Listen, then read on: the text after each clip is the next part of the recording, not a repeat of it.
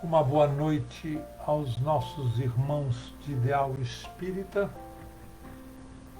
A Casa Espírita Joana de Ângeles, mais uma vez, adentra os lares dos nossos irmãos para levar a mensagem evangélica, a mensagem de Jesus aos corações necessitados, como são os nossos corações nos dias de hoje. Como de costume, fazemos a nossa prece em louvor a Deus, nosso Pai. Pai nosso que estais nos céus, santificado seja o vosso nome. Venha a nós o vosso reino, seja feita a vossa vontade, assim na terra como nos céus. O pão nosso de cada dia dai-nos hoje, perdoai, Pai, as nossas dívidas, na medida em que perdoarmos os nossos devedores. E não nos deixeis cair em tentações, e levai-nos de todos os males. Que assim seja. Que assim seja, meus irmãos. Estamos chegando ao final de mais um ano. Certamente um ano diferente.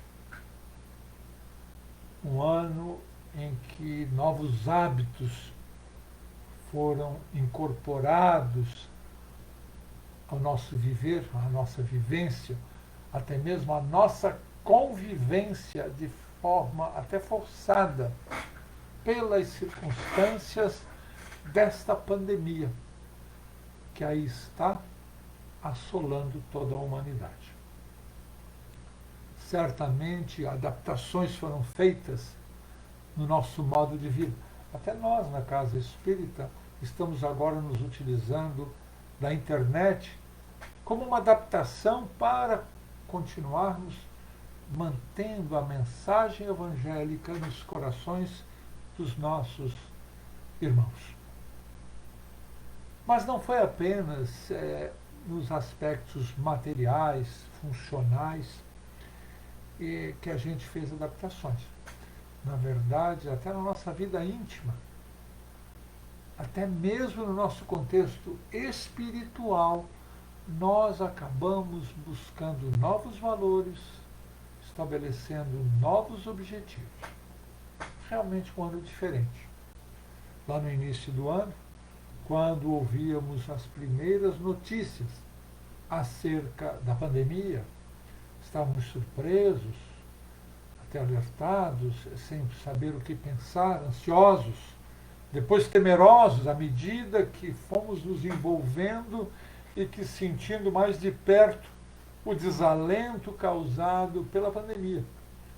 E hoje, ao final do ano, já bastante cansados, estamos até perplexos ainda, falamos em vacina, perguntamos a nós mesmos, a vida vai voltar ao normal? A gente já não sabe mais nem definir o que é o normal. E quando isso vai acontecer? Realmente, um ano diferente.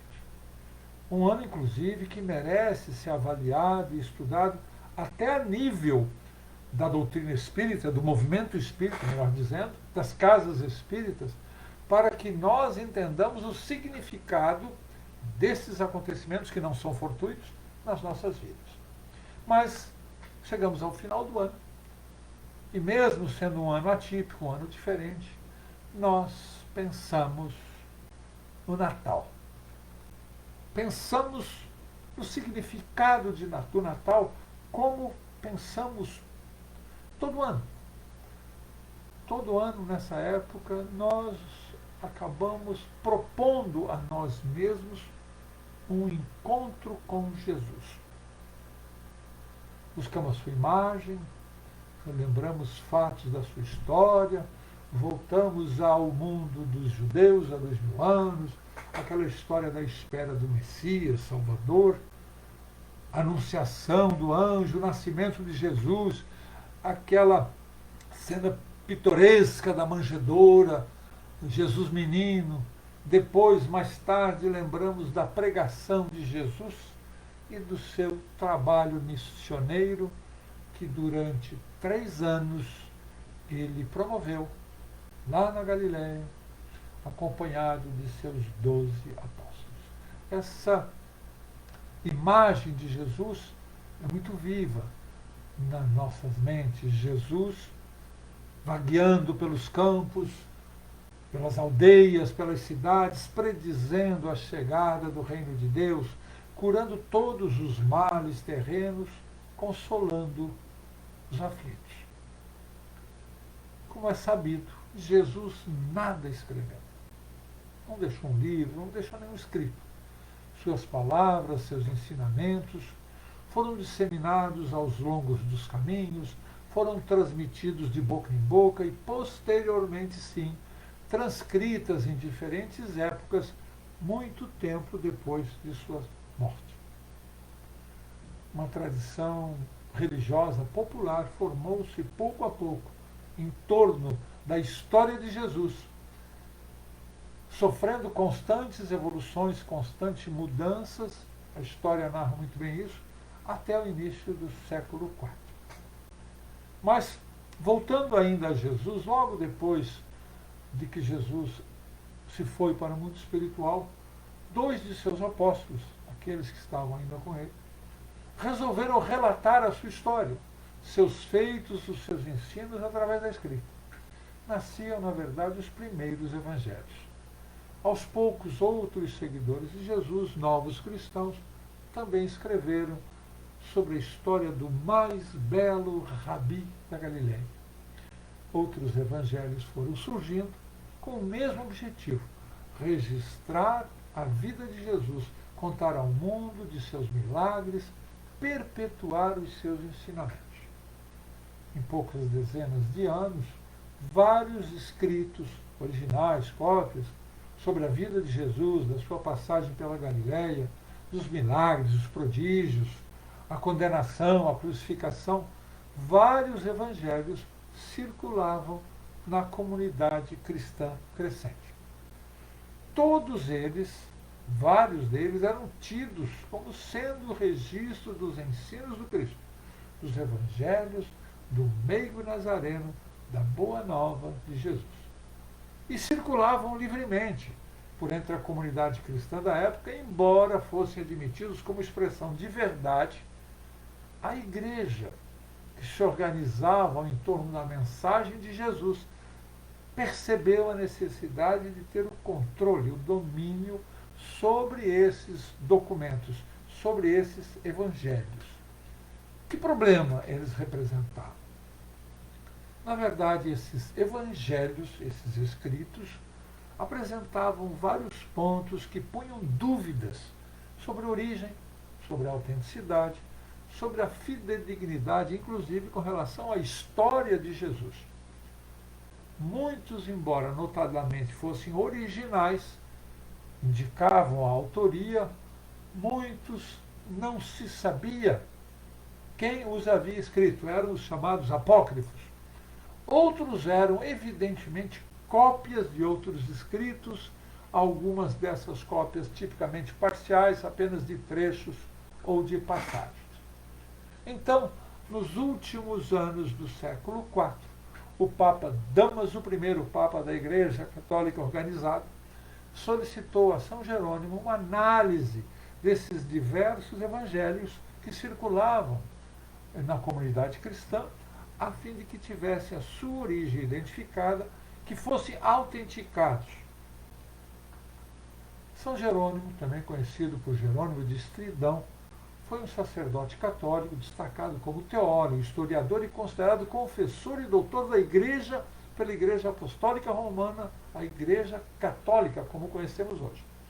O objetivo do Papa Damaso I era buscar os evangelhos verdadeiros, os válidos, e com eles, e a partir deles, e somente com eles, formaram um registro único que contivesse as informações sobre Jesus, a sua doutrina, e que fosse comum a todos os cristãos em toda a igreja cristã. Na sua análise, São Jerônimo observou inúmeras diferenças entre os diversos evangelhos.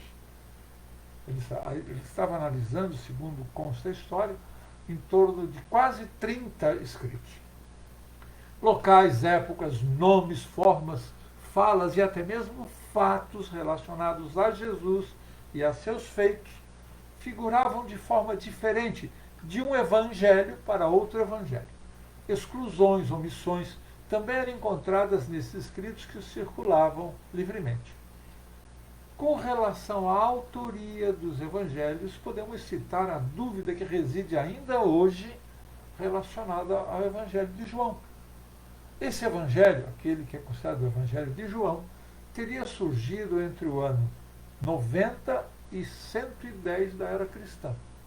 Se o João, autor do evangelho, é o João, apóstolo, discípulo de Jesus, esse teria, quando do surgimento do seu evangelho, quando ele teria escrito esse evangelho, em torno de 100 anos.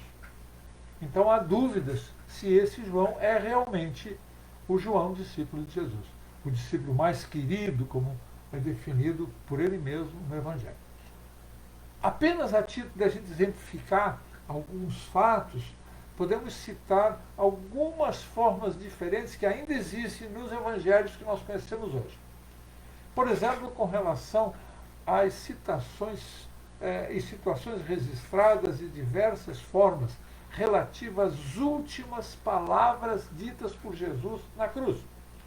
Segundo Mateus e Marcos, por exemplo, as palavras teriam sido: meu Deus, por que me abandonaste?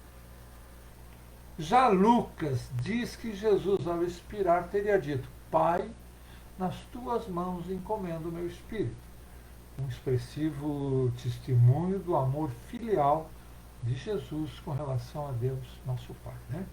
Já João diz que Jesus teria dito: tudo está consumado. O mesmo se verifica com relação à primeira aparição de Jesus, logo depois da sua morte, né? Segundo os evangelistas, há também algum desacordo. Mateus fala que 2 mulheres juntas teriam visto Jesus, foram as primeiras. No dizer de Lucas, foi a 2 discípulos que se dirigiam a Emaús que, em primeiro lugar, Jesus se mostrou. Já Marcos e João assinalam unicamente como Maria Madalena como a testemunha primeira da aparição de Jesus.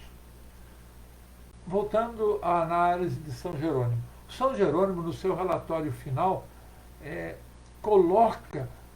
alude às dificuldades que ele tinha a respeito da definição de quais seriam os verdadeiros e os não verdadeiros, levando então trazendo essa dificuldade, essa incerteza para nós ainda quando lemos os evangelhos. No Concílio de Trento, já no final do século IV, foi divulgada a análise final de São Jerônimo. Uma tradução para o latim foi feita desses evangelhos, e eles passaram então a constituir a chamada Vulgata, que é aquela tida como comum a todas as comunidades cristãs da época e que perduram até hoje. A Vulgata, então, é composta por 4 evangelhos, os 4 que nós conhecemos, foram escolhidos então por São Jerônimo, 2 deles considerados como escritos pelos discípulos de Jesus, Mateus e João, um terceiro escrito por Marcos, que foi companheiro e discípulo de Pedro, e o 4º escrito por Lucas, discípulo e amigo do apóstolo Paulo, que, segundo alguns autores, teria escrito o seu evangelho a partir das narrativas da mãe de Jesus, Maria.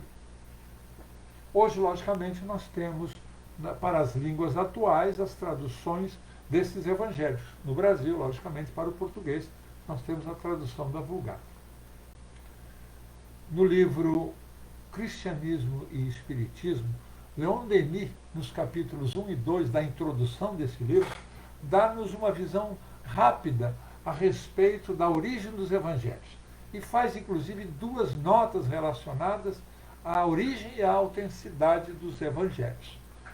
Aos irmãos que têm interesse, em conhecer alguma coisa a respeito da história os primeiros momentos do cristianismo, da origem, da autenticidade dos evangelhos, vale a pena ler não somente esses capítulos, nem essas notas citadas, mas, logicamente, o livro como um todo. Meus irmãos, se há alguma dúvida quanto à origem e à autoria dos evangelhos, se há incertezas relacionadas a fatos, locais, expressões e até mesmo feitos de Jesus, há também 3 aspectos sobre os quais não há qualquer dúvida. Há aspectos ligados à passagem de Jesus na Terra há 2000 anos, sobre o qual nenhuma dúvida, nenhum senão, nenhuma alteração, nenhum conflito existe. O primeiro aspecto, extremamente importante, é a profunda mensagem consoladora que Jesus trouxe.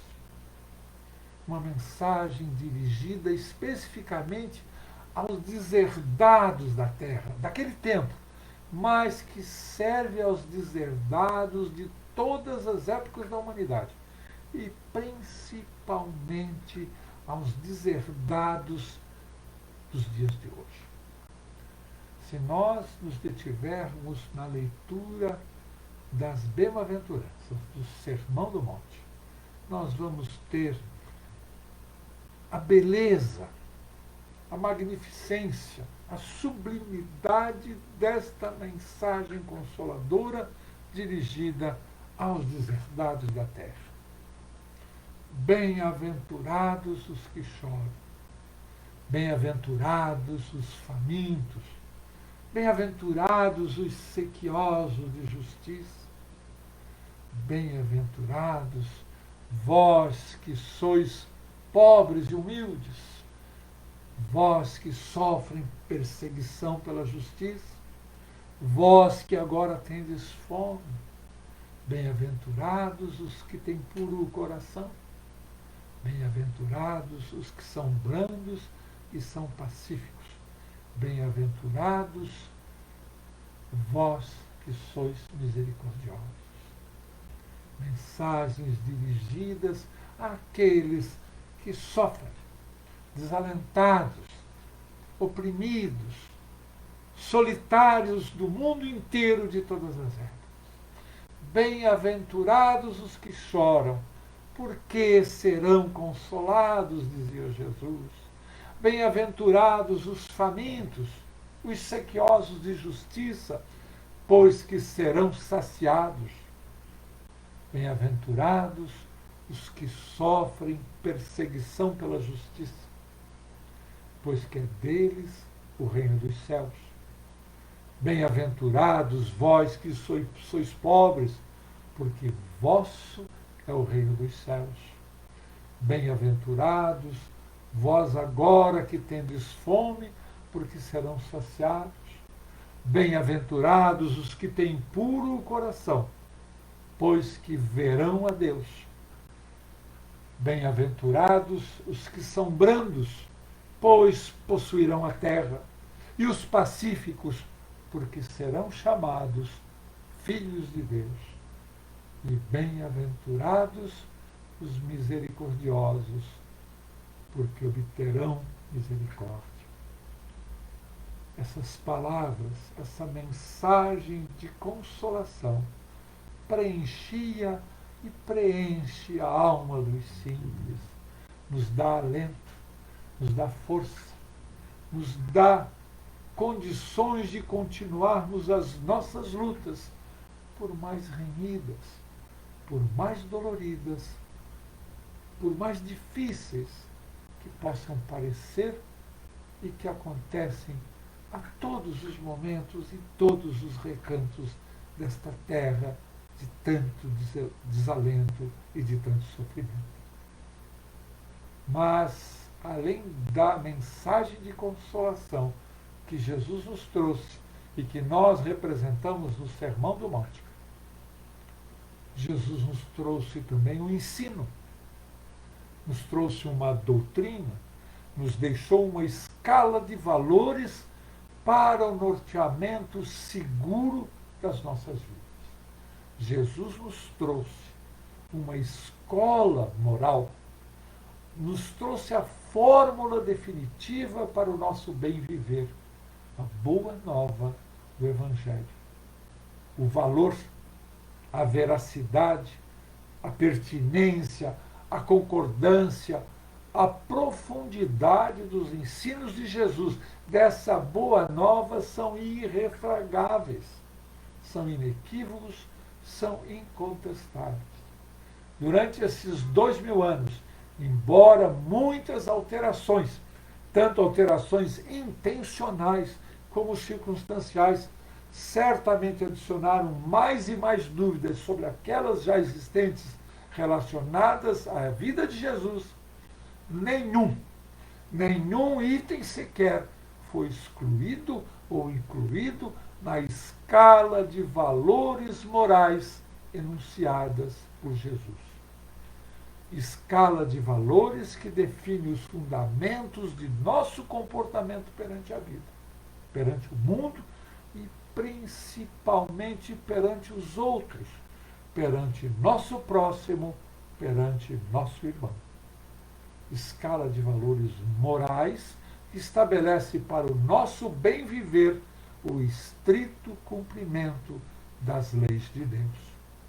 Essa mensagem de Jesus, isenta de qualquer contestação ao longo de 2000 anos, foi, entretanto, extremamente impactante nos costumes do povo naquela época. E, na verdade, continua tendo esta característica ainda nos dias de hoje, mesmo quando a doutrina espírita vem dar um entendimento mais profundo à mensagem cristã. Como naquela época, ainda hoje não estamos preparados para entender a realidade, a profundidade da doutrina de Jesus. Ainda relutamos em aceitar os seus ensinos como sendo aqueles que hão de nos guiar de uma forma rápida para dias melhores e mais felizes.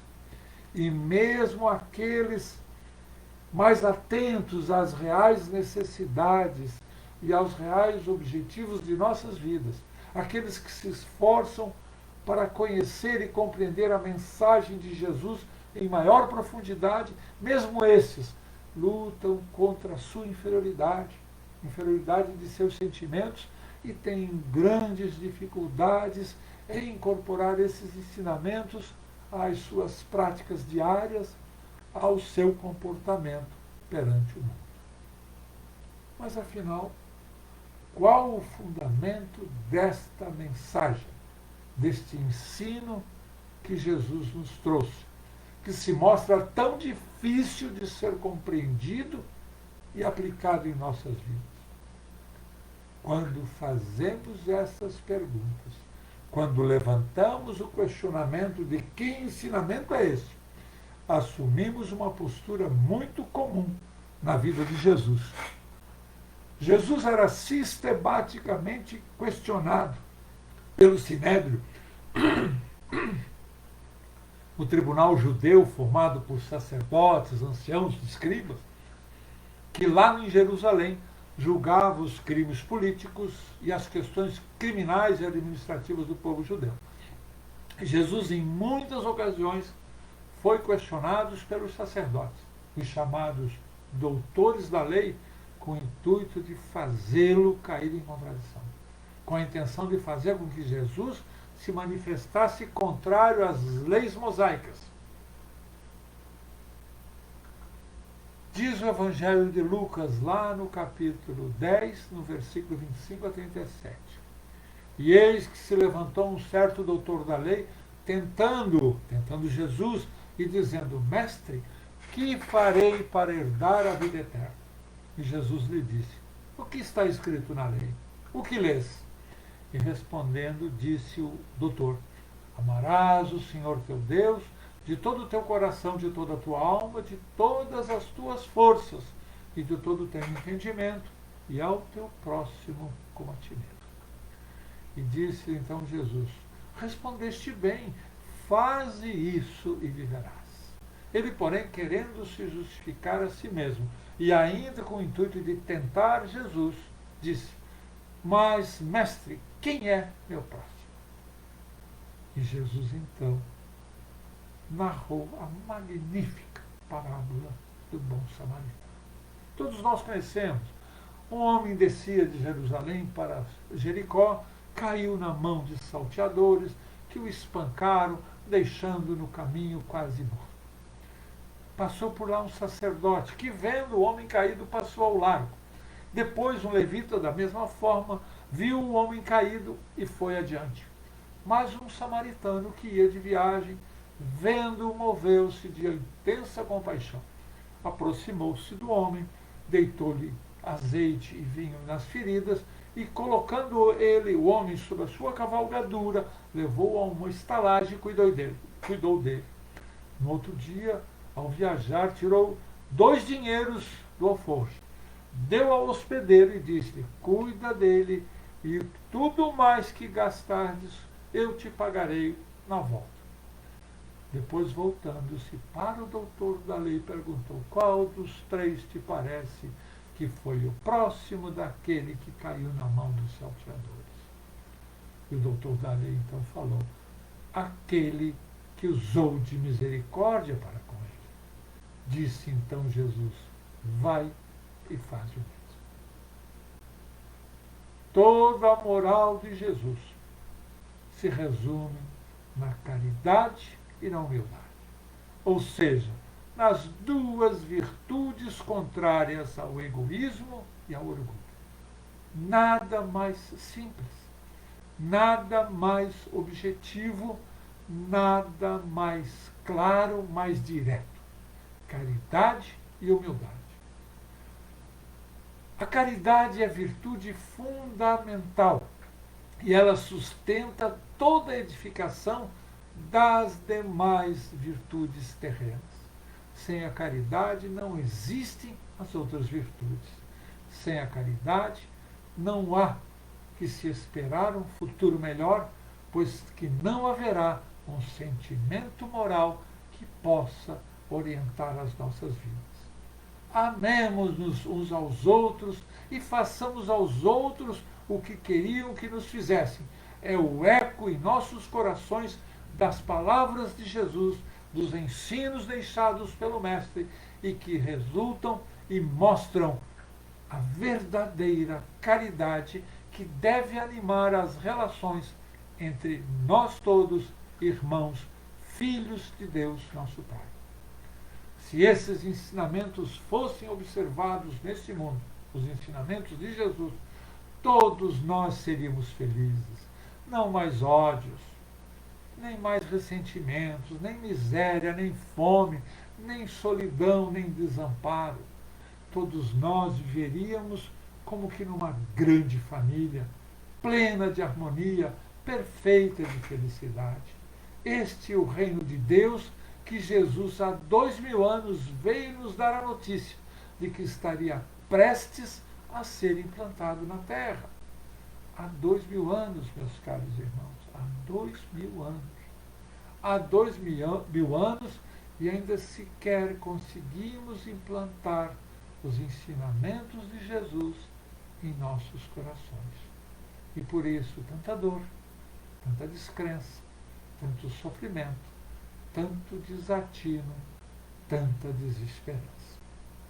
A mensagem de Jesus, de caridade, de fraternidade, de amor ao próximo, implantada em nossos corações, nos dará o poder de modificar o mundo, nos fará os artífices do reino de Deus, conforme previsto por Jesus há 2000 anos.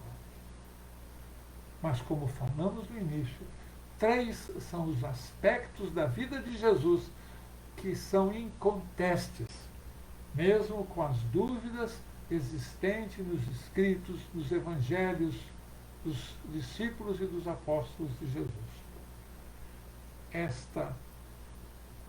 Esse terceiro aspecto, que coroa de forma magnífica a missão de Jesus na Terra, é a sua exemplificação. exemplificação constante e coerente relativa à sua mensagem, mensagem de consolação e aos seus ensinamentos. Em nenhum instante Jesus deixou de ter coerência entre aquilo que dizia e aquilo que fazia.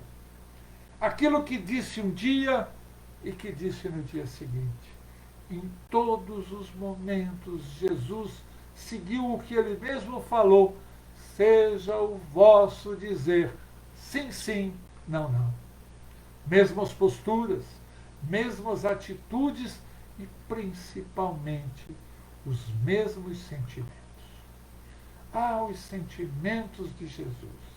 Se nós adentrarmos na realidade da vida de Jesus, narrada nos evangelhos, se nós buscarmos ver Jesus e principalmente sentir Jesus, vamos observar que nas diversas situações em que ele vivenciou, naqueles curtos 3 anos de suas pregações, ele manteve a coerência da sua exemplificação.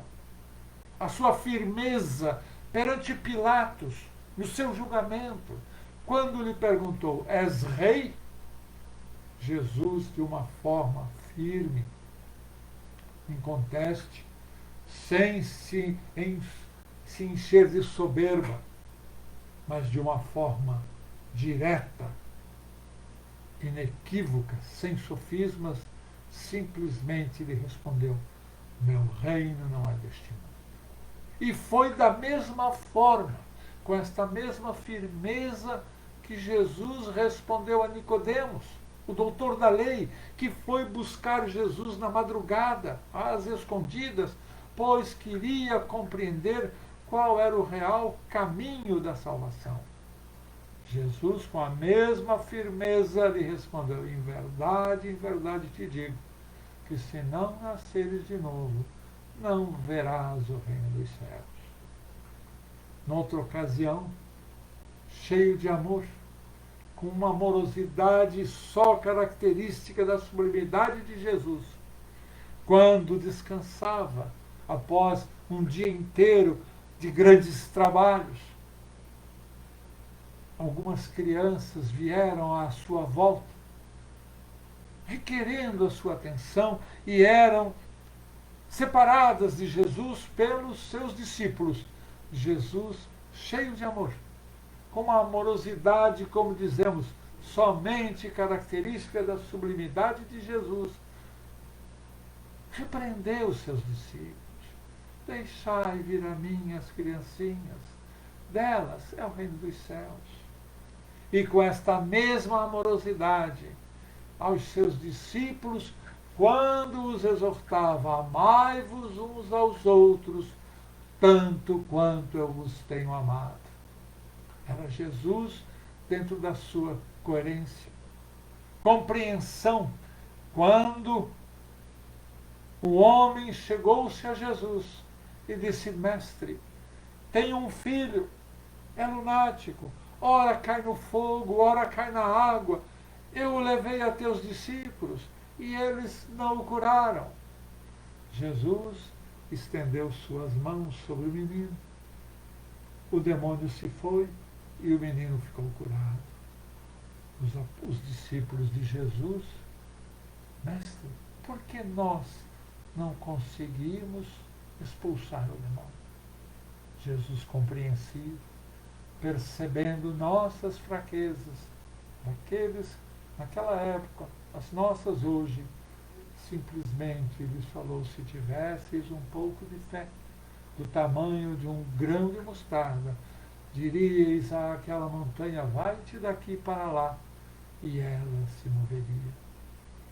Mas também a esses mesmos discípulos, mais tarde, antes de partir para a espiritualidade, quando lhes prometeu o Consolador, lhes falou: se me amais, guardai os meus mandamentos, e eu vos enviarei um Consolador.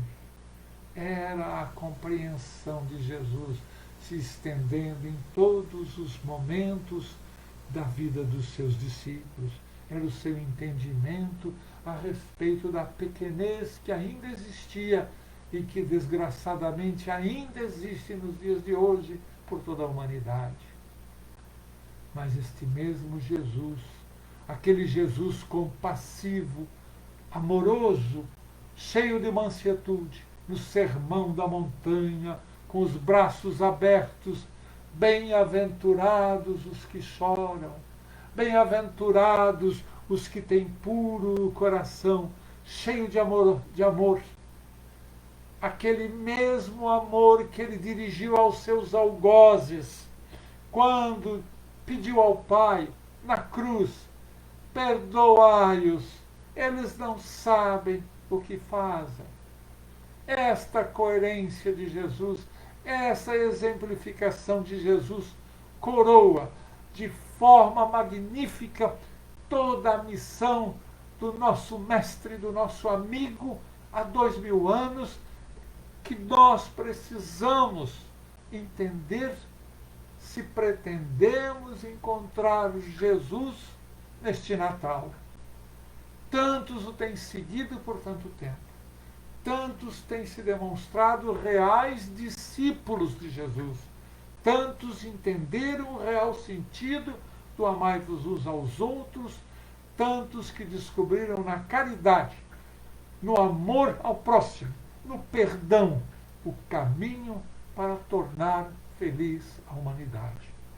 É chegada a hora, meus irmãos, de que nós também despertemos para essa realidade. E se é esse o Jesus que realmente pretendemos encontrar neste Natal, é inadiável a necessidade de que as palavras de Jesus deixem de ser simples palavras, admiradas e repetidas, mas sim transformadas em guias seguros para o nosso viver. Nas grandes calamidades, como esta pela qual estamos passando nos dias de hoje, a caridade se emociona, observam-se impulsos generosos no sentido de reparar os desastres, de minorar o sofrimento dos flagelados. Quanta mobilização, quantos atos meritórios, quanta abnegação, quanto desprendimento. Que seja esse despertar e esses impulsos reais, permanentes, que se mantenham atuantes em nossos corações, não só durante a pandemia, mas após. Essa acabará um dia, mas temos que acabar com a frieza dos nossos corações e manter o calor do amor de Jesus dentro de nós mesmos. Jesus, durante todos os dias que esteve conosco na terra, exortava a necessidade de que seguíssemos, de que os seus ensinamentos, de que fôssemos caridosos, de que amássemos nossos semelhantes. Que neste Natal, meus irmãos, sejamos nós esses verdadeiros e felizes e abençoados discípulos de Jesus. Vamos orar. Deus, nosso Pai amantíssimo, dá-nos o discernimento necessário para que entendamos a responsabilidade que temos perante o nosso passado, em função de nossas escolhas, dos caminhos trilhados. Dá-nos, ó Pai, a força suficiente para, nos dias de hoje, dominarmos os impulsos danosos que ainda residem em nossos corações. E dá-nos a fé necessária para que nos mantenhamos firmes no caminho que há de nos levar em direção à Tua luz. Que assim seja. Meus irmãos de ideal espírita, muito obrigado. Que a paz de Jesus esteja conosco. Que assim seja.